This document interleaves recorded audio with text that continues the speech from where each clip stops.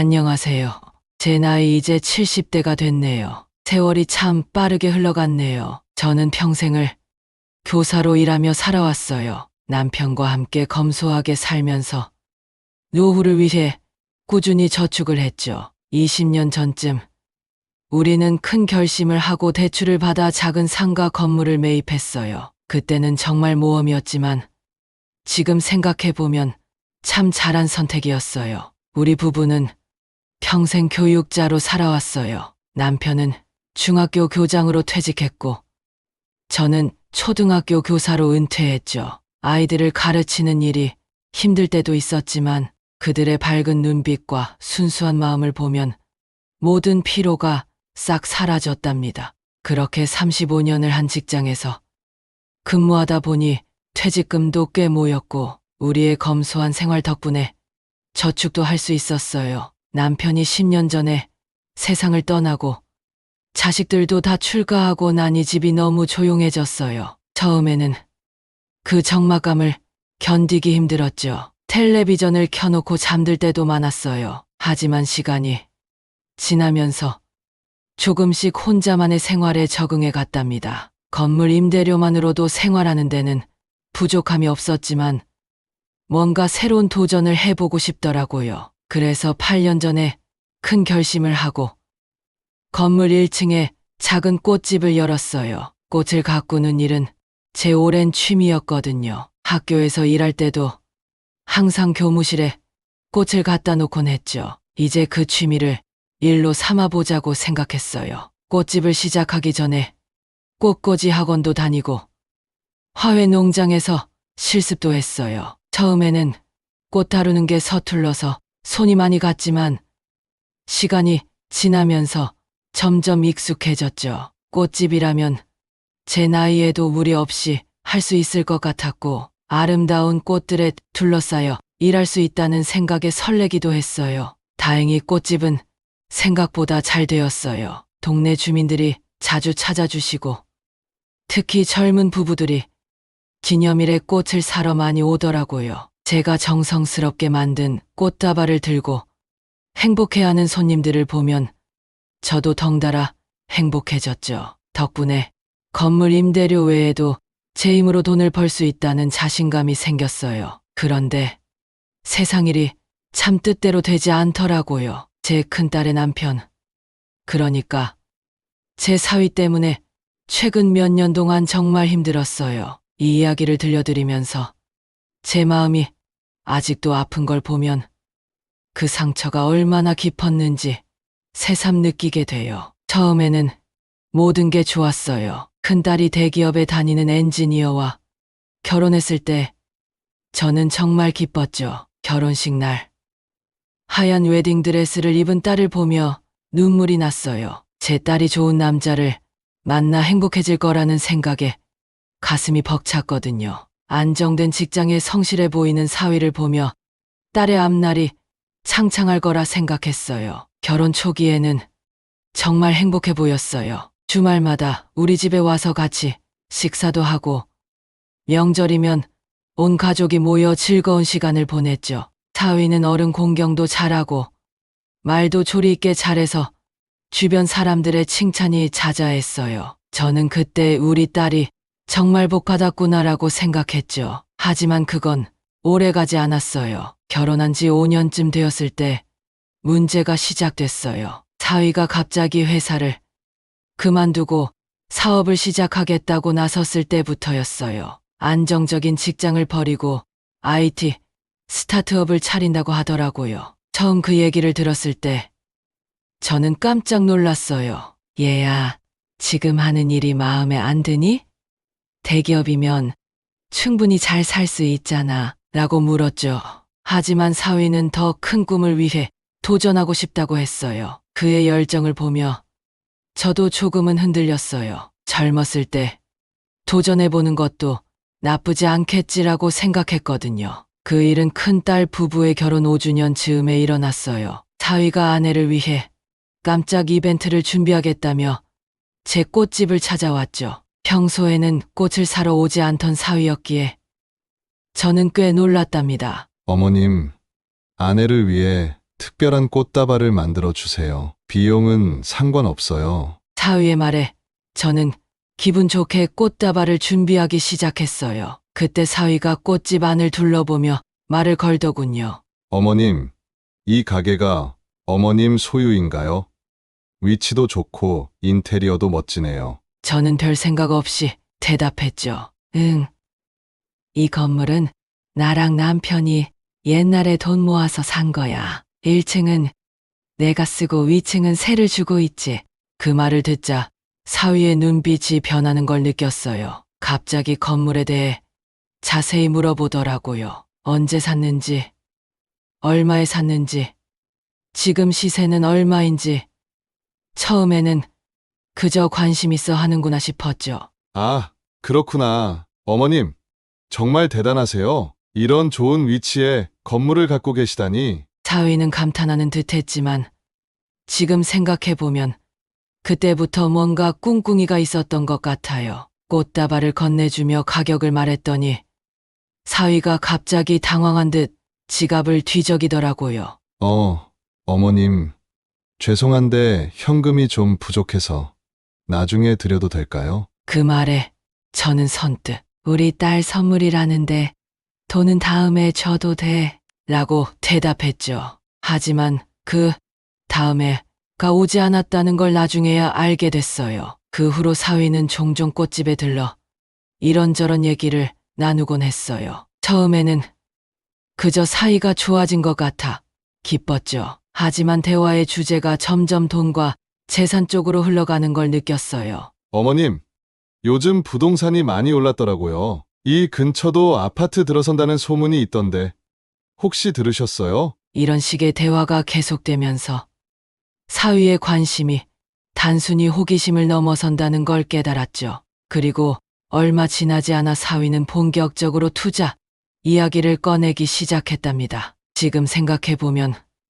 그때 좀 더 경계했어야 했는데 제가 너무 순진했던 것 같아요. 가족이라는 이유로 의심 없이 믿었던 게 화근이었죠. 그 작은 호기심에서 시작된 일이 이렇게 큰 비극으로 이어질 줄은 꿈에도 몰랐답니다. 그 후로 사위의 태도가 조금씩 변하기 시작했어요. 자주 찾아와 사업 이야기를 하면서 투자를 요청하더라고요. 어머니처럼 저도 성공하고 싶어요. 이 사업만 성공하면 우리 가족 모두가 더 잘 살 수 있을 거예요. 조금만 도와주세요. 사위의 말에 저도 모르게 희망을 품었어요. 사위의 눈빛에서 열정이 느껴졌거든요. 제가 늦은 나이에 꽃집을 시작해서 성공한 것처럼 사위도 꿈을 이룰 수 있지 않을까 생각했죠. 사위가 회사를 그만두고 IT 스타트업을 시작했을 때 처음에는 꽤 순조롭게 출발했어요. 대기업에서 일하면서 쌓은 인맥이 큰 도움이 되었죠. 어머님, 제가 아는 선배가 우리 회사 솔루션을 써보겠대요. 이게 성사되면 정말 대박이에요. 이런 식으로 좋은 소식을 전해올 때마다 저도 덩달아 기분이 좋았어요. 실제로 몇몇 중소기업들과 계약을 따내면서 사업은 순조롭게 성장하는 것처럼 보였죠.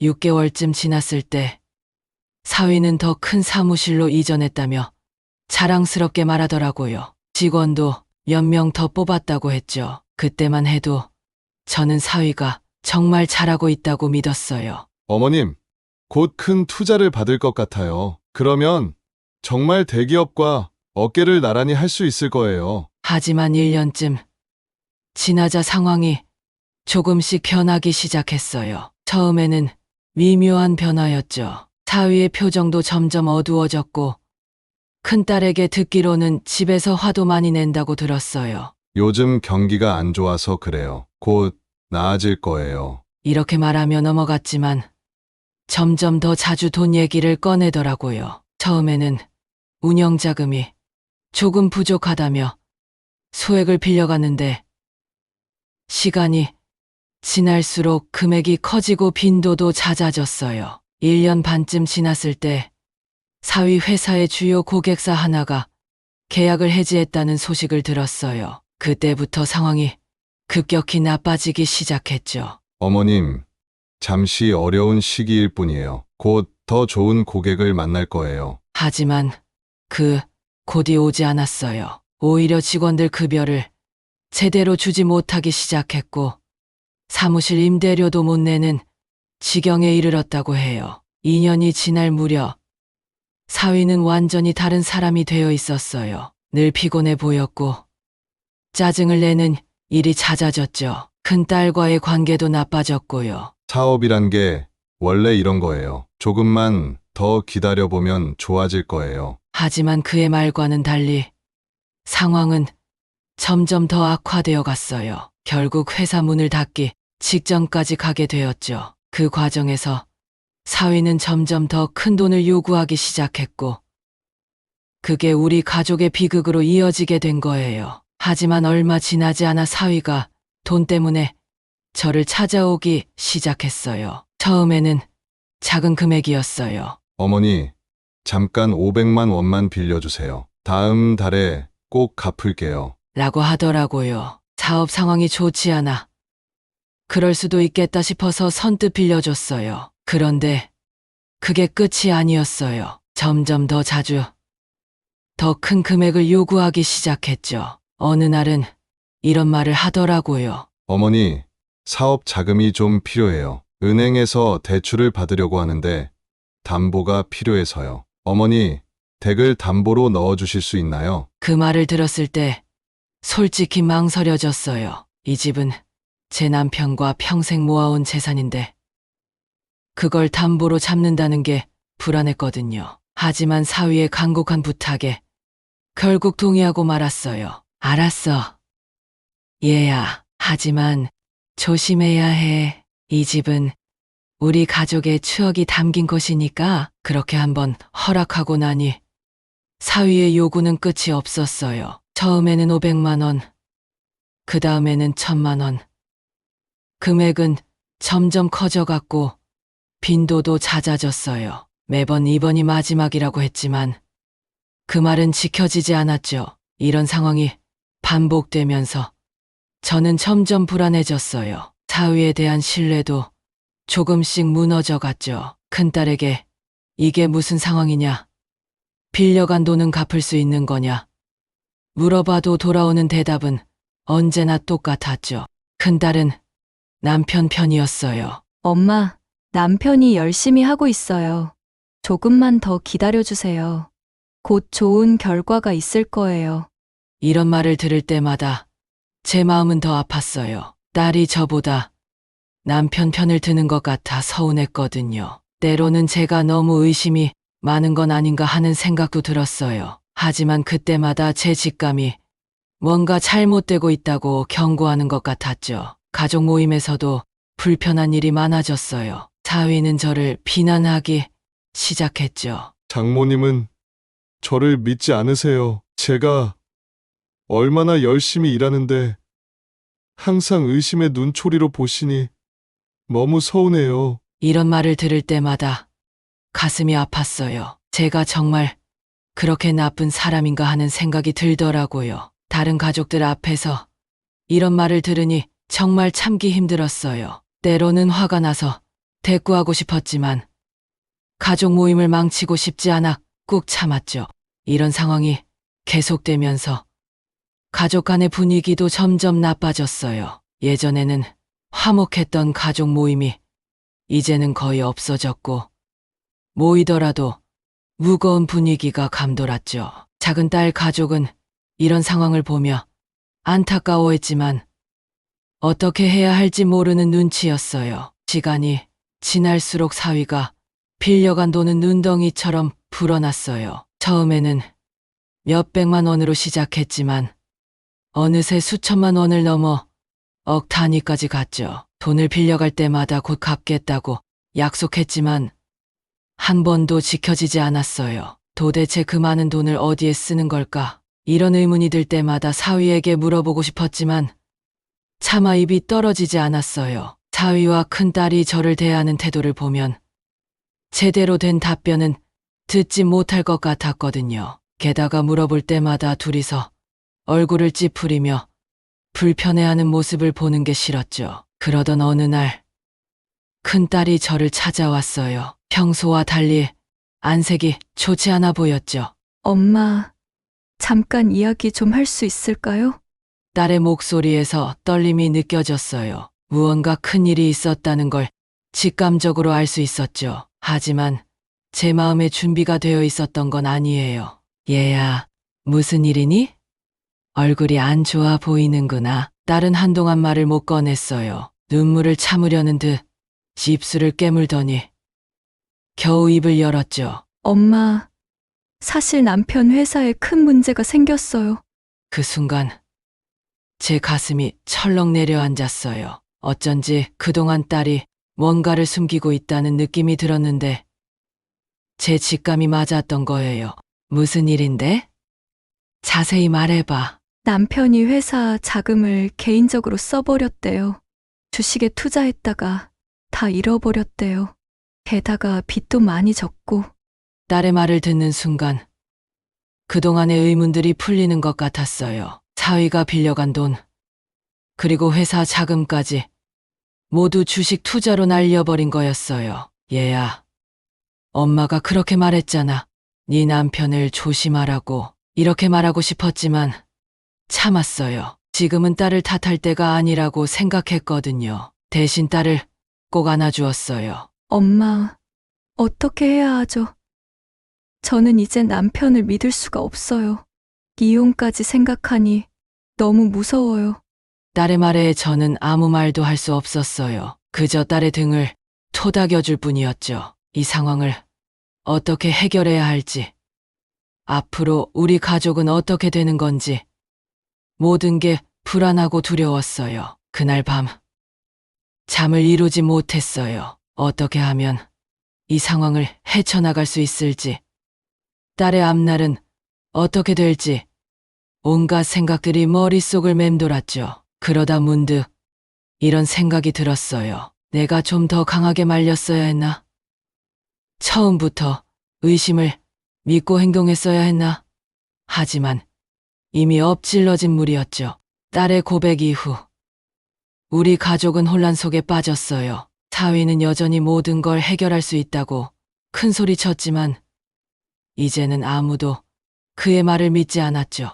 저는 꽃집 운영에 더욱 집중하면서 어떻게든 가족을 돕고자 했어요. 다행히 제 건강은 나쁘지 않았지만 나이가 들면서 생긴 당뇨와 고혈압 때문에 꾸준히 약을 먹고 있었죠. 그러던 어느 날 사위가 갑자기 저를 찾아왔어요. 평소와 달리 겸손한 태도로 말을 꺼내더군요. 어머니, 정말 죄송합니다. 지금까지 제가 큰 실수를 했어요. 하지만 이제 다시 시작하고 싶어요. 어머니께서 도와주신다면 이번에야말로 성공할 수 있을 것 같아요. 급한 건 아니어서 여유 되시면 그때 도와주시면 돼요. 그의 말에 잠시 마음이 흔들렸어요. 혹시 정말 뉘우치고 돌아온 걸까 하는 생각도 들었죠. 하지만 이내 그동안의 경험을 떠올렸어요. 더 이상 쉽게 넘어가선 안 된다고 마음먹었죠. 그러던 중 사위가 건강보조제라며 뭔가를 건네줬어요. 어머니, 이거 드세요. 요즘 건강이 안 좋아 보이셔서 제가 특별히 구해왔어요. 당뇨에도 좋다고 하더라고요. 갑자기 제 건강을 걱정하는 사위가 의아했어요. 지금까지 한 번도 제 건강을 걱정하는 모습을 보인 적이 없었거든요. 게다가 제가 당뇨가 있다는 걸 어떻게 알았는지도 의문이었죠. 평소에도 자식들에게 피해가 갈까 병원도 혼자 다니고 그랬거든요. 고마워. 잘 먹을게. 일단 그렇게 대답은 했지만 왠지 모르게 불안한 마음이 들더라고요. 오랜 세월을 살아오며 얻은 직감 같은 것이 저를 멈추게 했어요. 그 보조제를 받아들긴 했지만 바로 먹지 않고 서랍에 넣어두었죠. 며칠 후 작은 사위가 저희 집에 들렀어요. 작은 사위는 약사였는데 친구가 새로 사업을 시작해서 축하 화환을 주문하러 왔다고 하더라고요. 어머님, 오랜만에 뵙네요. 건강은 어떠세요? 혹시 새로 드시는 약이라도 있으세요? 작은 사위의 물음에 문득 큰 사위가 준 보조제가 생각났어요. 그러고 보니 큰 사위가 며칠 전에 건강 보조제를 갖다 줬어. 한번 봐줄래? 서랍에서 보조제를 꺼내 작은 사위에게 건넸죠. 작은 사위는 보조제를 자세히 살펴보더니 갑자기 안색이 변했어요. 어머니, 이 약 절대 드시면 안 돼요. 작은 사위의 다급한 목소리에 저는 깜짝 놀랐어요. 왜? 무슨 문제라도 있니? 이 약에는 당뇨 환자에게 매우 위험한 성분이 들어 있어요. 어머님의 혈당을 급격하게 떨어뜨릴 수 있는 성분이에요. 게다가 고혈압 약과 함께 복용하면 심각한 부작용이 생길 수 있어요. 일반적인 건강 보조제에는 절대 들어가지 않는 거예요. 그 말을 듣는 순간 온몸에 힘이 들어가고 사시나무 떨리듯 몸이 떨렸죠. 설마 큰 사위가 저를 해치려고 했다니 믿기지 않았죠. 그 순간 모든 것이 이해가 갔어요. 제 재산을 노리고 이런 짓을 한 거겠죠. 이 약 드신 건 아니죠? 다행이에요. 드셨으면 큰일 날 뻔했어요. 작은 사위의 말에 저는 그제서야 안도의 한숨을 내쉬었어요. 하지만 동시에 큰 사위에 대한 분노와 배신감이 치밀어 올랐죠. 이 사실을 알게 된 큰딸은 큰 충격에 빠졌어요. 사위의 거짓말과 위험한 행동을 알게 되고 나서 그동안의 모든 일들이 떠오르더라고요. 엄마, 저는 정말 몰랐어요. 최근에 엄마 건강 상태를 걱정하길래 정신 차렸나 보다 했는데 이럴 줄은 몰랐어요. 정말 죄송해요. 큰딸이 울면서 저에게 용서를 빌었어요. 저는 딸을 꼭 안아주었죠. 괜찮아.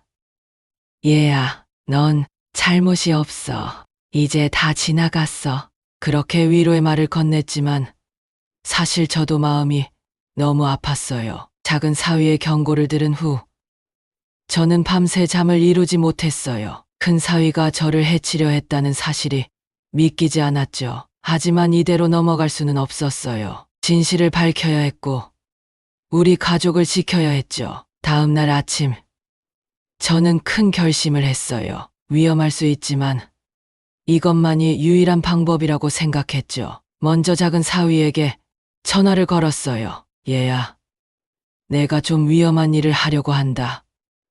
네 도움이 필요해. 꽃가게에서 만난 작은 사위에게 제 계획을 설명했어요. 큰 사위가 준 약을 일부러 먹는 척 하겠다는 거였죠. 어머니, 너무 위험해요.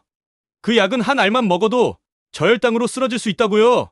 알아. 하지만 이렇게라도 해야 진실이 밝혀질 것 같아. 넌 가게 구석에 숨어 있다가 내 신호를 기다려. 가게에는 크고 작은 나무들이 많아 작은 사위를 숨기는 건 어렵지 않았어요. 작은 사위를 숨긴 후 바로 큰 사위에게 연락을 했죠. 얘야, 저번에 말한 투자금 얘기 좀 하고 싶어. 시간 되면 좀 와볼래? 아무런 의심 없이 큰 사위가 찾아왔어요. 고맙다며 자신의 사업 아이디어를 신나게 떠들더니 갑자기 물었죠. 어머니, 제가 드린 영양제는 잘 드시고 계세요? 아, 그거. 가게 일이 바빠서 못 먹고 있었네. 말 나온 김에 지금 먹어볼까? 저는 약을 입에 넣고 삼키는 척했어요. 몇 분 뒤 어지럽고 저혈당 쇼크가 온 것처럼 연기를 시작했죠. 어지러워 갑자기. 왜 이러지? 하지만 놀랍게도 큰 사위는 걱정은커녕 119에 신고할 생각조차 하지 않았어요. 오히려 그의 얼굴에는 기쁨이 가득해지기 시작했죠. 저는 계속 연기하며 결국 바닥에 쓰러졌어요. 눈을 감은 채 가만히 누워 있었죠. 그때 큰 사위의 목소리가 들렸어요. 약 효과 좋네. 이제 곧 모든 게 내 것이 되겠어. 그 말을 듣는 순간 제 심장이 빠르게 뛰기 시작했어요. 하지만 계속 연기를 해야 했죠. 더 이상은 참을 수 없었어요. 눈을 살짝 뜨고 작은 사위에게 신호를 보냈어요. 이게 무슨 짓이야? 작은 사위의 외침과 함께 저는 그제서야 천천히 일어나 앉았죠. 그 모습을 본 큰 사위의 얼굴은 창백해졌어요. 네가 정말 나를 해치려고 한 거니? 큰 사위는 말문이 막힌 채 그 자리에 서 있었어요. 그의 표정에서 죄책감은 찾아볼 수 없었죠. 오직 들킨 것에 대한 당혹감만이 가득했어요. 작은 사위가 숨어있던 곳에서 나와 큰 사위를 마주 보았어요. 그의 손에는 스마트폰이 들려 있었죠. 형님, 방금 그 모든 상황을 다 녹화했어요. 어머님을 해치려 했다는 증거가 여기 다 있습니다. 큰 사위의 얼굴이 순식간에 창백해졌어요. 그는 잠시 말을 잃은 채 서 있다가 갑자기 변명을 늘어놓기 시작했죠. 아니야. 이건 오해야. 내가 그런 의도로 한 게 아니라 내가 알고 있는 의사가 있는데 그 사람한테 직접 부탁해서 처방받은 약이야. 전혀 문제될 게 없다고 했어. 그래서 어머님께 드린 거야. 하지만 약사인 작은 사위는 즉시 그의 말이 거짓임을 알아챘어요. 무슨 말도 안 되는 소리예요. 어떤 의사가 당뇨와 고혈압이 있는 환자에게 이런 약을 처방해요? 그 의사 이름이 뭐예요? 당장 말해보세요. 큰 사위는 갑자기 말문이 막힌 듯 했어요. 작은 사위가 계속 추궁하자 그는 더욱 당황한 듯 했죠. 그건 지금 당장 말하기가. 작은 사위가 다그쳤어요. 그런 의사는 있으면 안 돼요. 빨리 이름을 말해보세요. 큰 사위는 결국 아무 말도 못하고 자리를 피하려고 했어요.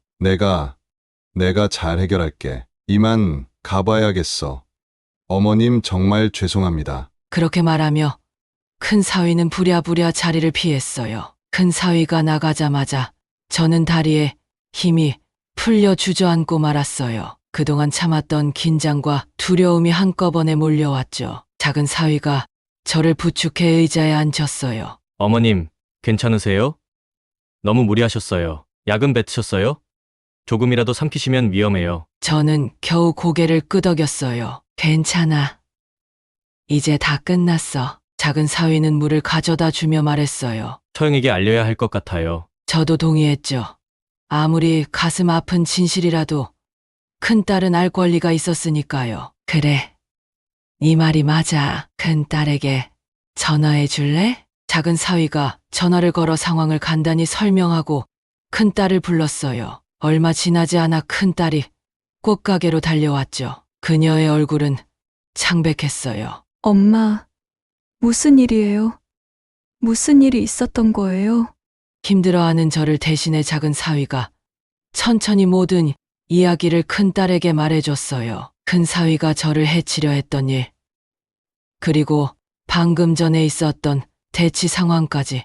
큰딸은 이야기를 듣는 내내 눈물을 흘렸어요. 때로는 분노로 떨기도 했고, 때로는 절망감에 고개를 숙이기도 했죠. 저는 딸을 꼭 안아주었어요. 그날 이후로 우리 가족의 삶은 크게 바뀌었어요. 큰딸의 이혼 결심 후 우리는 법적 절차를 밟기로 했어요. 처음에는 조용히 끝내고 싶었지만 변호사와 상담 후 사위의 행동이 단순한 가정사가 아닌 범죄라는 걸 알게 되었죠.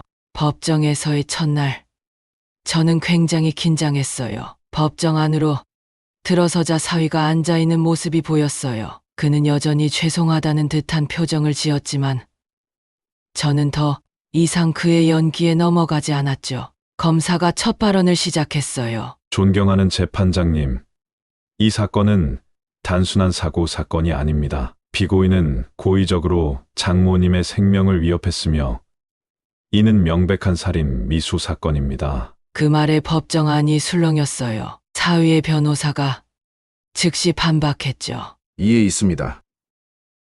우리 의뢰인은 단순히 건강보조제를 전달했을 뿐입니다. 살인 의도는 전혀 없었습니다. 재판장이 양측의 주장을 들은 후 증거 제시를 요구했어요. 검사 측에서 작은 사위가 녹화한 영상을 제출했죠. 영상이 재생되자 법정은 다시 한번 술렁였어요. 증인으로 나선 작은 사위는 약의 성분과 그 위험성에 대해 전문적으로 설명했어요. 이 약은 고혈압과 당뇨가 있는 환자에게 절대 투여 혹은 섭취해서는 안 되는 성분들의 조합입니다. 의도적으로 해를 끼치려 한 것이 분명합니다. 사위 측 변호사의 반대 신문이 이어졌지만 작은 사위의 증언은 흔들리지 않았어요. 법정에서의 재판이 진행되는 동안 더욱 충격적인 사실이 밝혀졌어요. 검사가 새로운 증거를 제시하며 말했죠. 재판장님, 피고인이 피해자 앞으로 고액의 사망보험을 가입한 사실이 확인되었습니다. 그 말에 법정 안이 술렁이기 시작했어요. 저는 그 자리에서 그대로 얼어붙은 것만 같았죠. 검사가 계속해서 설명했어요. 피고인은 약 6개월 전 장모님 앞으로 10억 원의 사망보험에 가입했습니다. 수익자는 피고인 본인으로 되어 있습니다. 저는 그 말을 듣는 순간 온몸에 힘이 빠졌어요. 사위가 저를 해치려 했다는 사실도 믿기 힘든데 이렇게까지 계획적으로 준비했다니 말이에요. 사위의 변호사가 즉시 반박했죠. 이해 있습니다. 보험 가입은 단순히 장모님의 노후를 걱정해서 한 것입니다. 살인 의도와는 전혀 관계가 없습니다. 하지만 검사는 이어서 말했어요. 피고인의 주장과는 달리 이 보험은 일반적인 노후 대비 보험이 아닙니다. 사고사의 경우 보험금이 2배로 늘어나는 특약이 포함되어 있습니다. 그 말을 듣는 순간 법정 안의 모든 사람들이 충격에 빠진 듯 했어요. 저는 그저 믿을 수 없다는 듯이 고개를 저을 뿐이었죠. 큰딸은 그 자리에서 오열을 터뜨렸어요. 자신의 남편이 이런 끔찍한 계획을 세웠다는 사실을 받아들이기 힘들어 보였죠. 재판장이 다시 정숙을 요구한 후 사위에게 물었어요. 피고인, 이에 대해 할 말 있습니까? 사위는 고개를 푹 숙인 채 말했어요. 저는 단지 장모님을 위해 그저 보험이 좋을 것 같아서.